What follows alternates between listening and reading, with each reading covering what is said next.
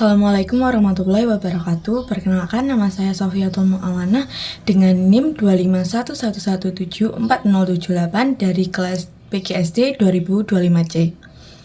Pada kesempatan kali ini, saya akan membahas mengenai mendidik untuk membentuk karakter bersama narasumber saya, yaitu Ibu Rubiatin selaku pengajar di SDN Milangasri 1 dan 3.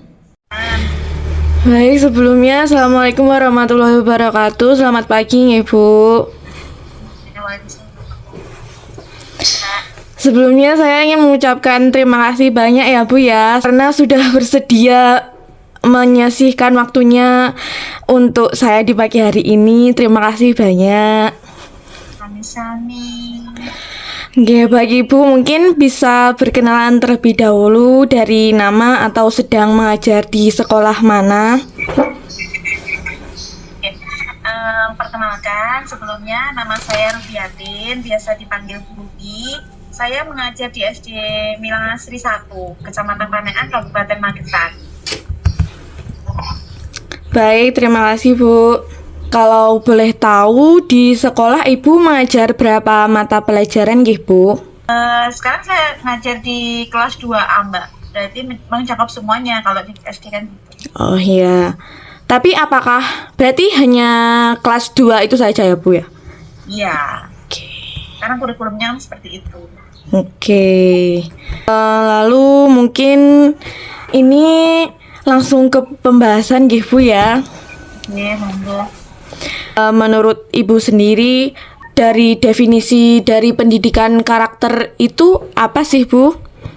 Kalau menurut saya pribadi, pendidikan karakter itu penanaman nilai, Mbak, intinya. Penanaman nilai moral, etika, terus apa lagi ya?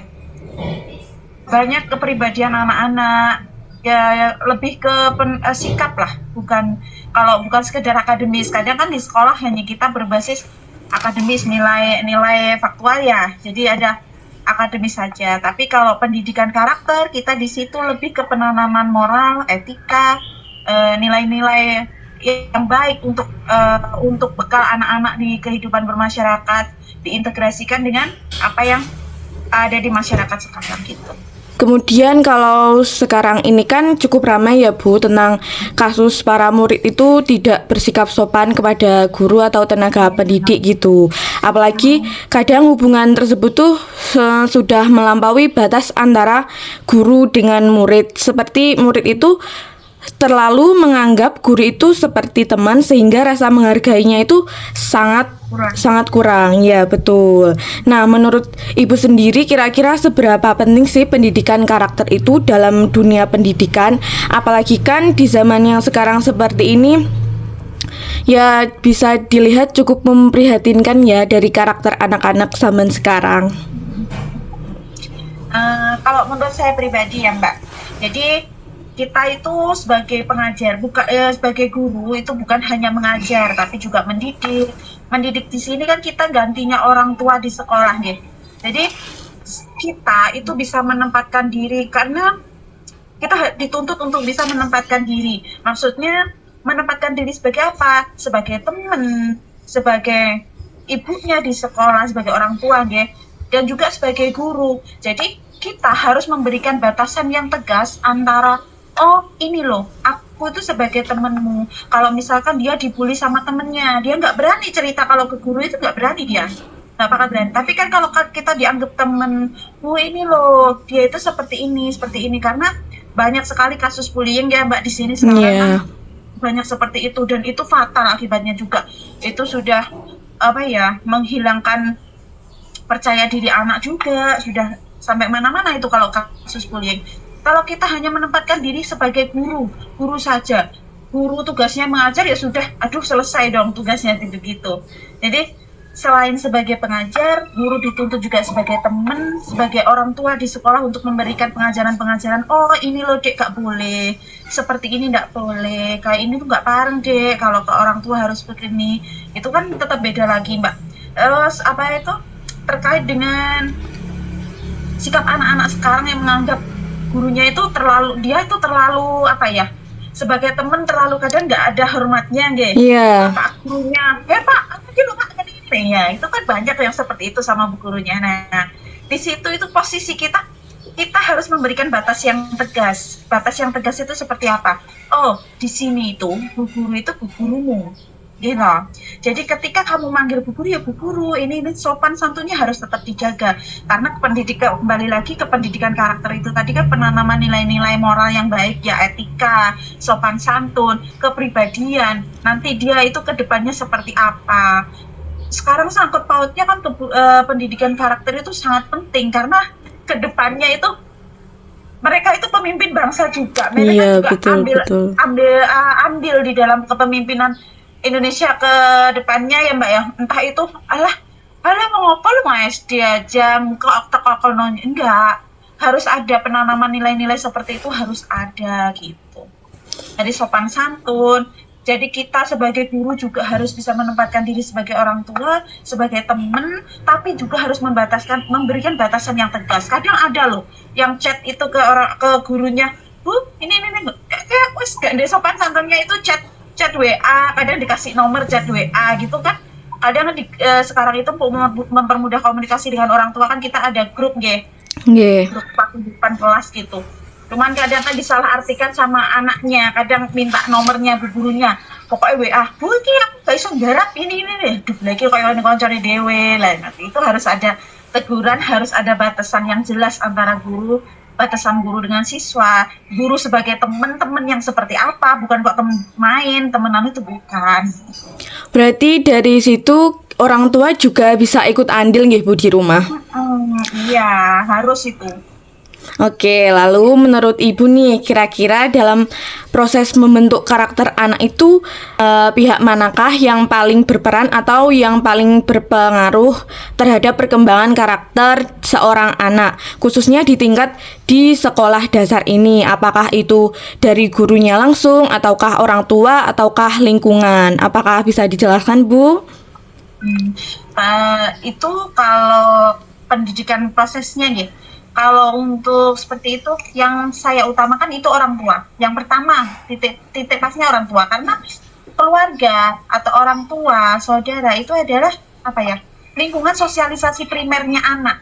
Pertama, tingkat pendidikan anak pertama itu kan di keluarga Jadi dari segi waktu saja, kalau kita bandingkan antara waktu di rumah dengan waktu di sekolah, meskipun sekarang full day Mbak, tapi kan jauh lebih banyak yang di rumah, kayak waktu sholat gitu aja. Waktu sholat itu kan kita masuk di waktu sholat itu hanya di zuhur aja ya sekolah. Kalau di rumah kan ada subuh, maghrib, isya, asar itu sudah di rumah semua Nah, itu kan dilihat dari situ aja sudah jelas. Kalau di sekolah sudah dititi, maksudnya sopan santunnya seperti apa, ayo sholat tepat waktu, ayo sholat berjamaah. Tapi sampainya rumah orang tua tidak ada yang seperti itu. Sami mawon boten gitu. 1 dari 5 lo kalah doang yang 1 gitu. Nah, jadi yang pertama itu yang paling penting adalah orang tua. Terus baru yang kedua lingkungan dulu. Karena anak itu bermain di lingkungan gitu. Kalau di sekolah kan biasanya kebanyakan jam kegiatan belajar mengajar bermainnya kan sekedarnya main bola, main voli, udah gitu aja. Tapi kalau sudah di rumah, misalkan habis sholat maghrib dia main atau gimana, kadang kan karena siang nggak ada waktu main, orang tua memperbolehkan, kembali lagi ke orang tuanya, orang tua memperbolehkan untuk main. Nah, kadang kata-kata kasar, kata-kata itu muncul itu bukan di lingkungan sekolah, tapi di lingkungan kayak mereka di situ nggak hanya usia anak SD, usia anak sekolah itu enggak. Banyak ada yang pemuda-pemuda, bahkan di sini ngapunten di lingkungan saya itu ada satu lingkungan itu yang pemudanya amit itu banyak yang pemabuk, banyak yang suka ngomong jorok, banyak yang ketika kegiatan itu misalkan ada acara dangdutan itu dia suka joget-joget gak jelas, itu banyak Mbak di sini itu. Jadi bisa diteliti, oh ini anak dia di sini, oh pantas. Banyak yang seperti itu. Dari anak-anaknya itu sikap-sikapnya di sekolah itu sudah ketahuan. Oh main di situ ketika kita sama-sama guru tanya gitu ya. Oh iki lo nak ngomong kasar gini-gini. emang rumahnya mana? Dan oh ya wajar, loh orang tuanya aja kadang di rumah seperti itu, lingkungannya seperti itu, lembek gurunya kayak apalah ngelus-ngelus di sekolah ya tetap aja kalah gurunya tetap gitu. Nggih. Itu yang pertama orang tua, yang kedua lingkungan, yang ketiga baru gurunya.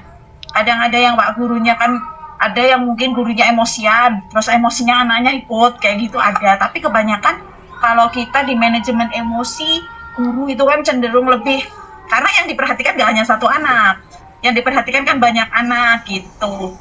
Itu insya Allah kalau guru saya di sini lingkungan saya, lingkungan di sekolah kami, gurunya cenderung lebih ke sabar lah intinya. Gitu aja. Oke, baik. Tentunya kan di sekolah juga pasti menemukan berbagai karakter anak nggih Bu dalam mengajar. Nah, kira-kira selama mengajar ini menurut Ibu sendiri tantangan terbesar dalam mencoba menerapkan pendidikan karakter itu di bagian apa Bu? Mungkin bisa diceritakan? Ini cerita dari kelas saya sendiri aja ya Mbak. Iya, Ya. boleh, Dari boleh. yang saya lebih tahu kesehariannya. Di sini sebut aja si Mas A gitu ya. Itu ada, dia itu sekarang kan sudah kelas 2. Tapi kan di kelas itu ketika temennya disuruh persiapan untuk kelas berdoa gitu, dia ikut berdoa cuma sekadarnya ikut. Disuruh nyatet dia nggak mau nyatet, diajar apa dia nggak, ternyata dan dia itu belum bisa baca tulis, ngapunten dari kelas 1 seperti itu. Nah, saya selaku wali kelas kan otomatis kan berkomunikasi dengan orang tuanya nggih. Nah, itu entah itu via WA ataupun orang tuanya yang ke sekolah, saya tanya-tanya anaknya gimana, perkembangannya seperti apa. Nah, di sini tuh yaitu tadi kaitannya di pertanyaan jenengan yang pengaruh paling pentingnya di mana tadi, orang tua itu berandil paling besar di sini, Bu. Jadi apa ya? Ketika tak tanya, kamu di rumah ngapain? Maksudnya PR ini sudah misalkan disuruh bikin PR G. Nah itu sudah berminggu-minggu udah dikerja-kerjakan. Sampai Al-Fatihah untuk padahal kita sholatnya pakai Al-Fatihah ya. Dia itu Al-Fatihah aja belum hafal. Tak kasih tugas tambahan untuk Al-Fatihah. Hafalin Al-Fatihah dulu nak. Nanti kalau sudah hafal baru surat pendek yang lain. Tuh. Tapi dia itu nggak respon gitu loh Mbak. Jadi saya di sekolah itu wah sesenengnya dia disuruh nulis juga nggak mau nulis, disuruh baca juga nggak mau baca. Padahal di setiap hari Jumat itu kan hari Jumat kan non kurikuler gitu. Jadi saya sempatkan untuk mengajari anak-anak yang ketinggalan untuk baca tulis. Ya, yang lain itu ikut, dia itu nggak mau. Tapi orang tuanya nggak mau tahu seperti itu. Orang tuanya itu WA.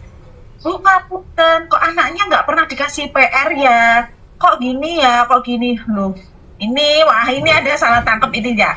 Jadi ketika sekolah itu sudah berusaha mendisiplinkan anak, ternyata orang tuanya tidak tahu apa-apa gitu loh Mbak.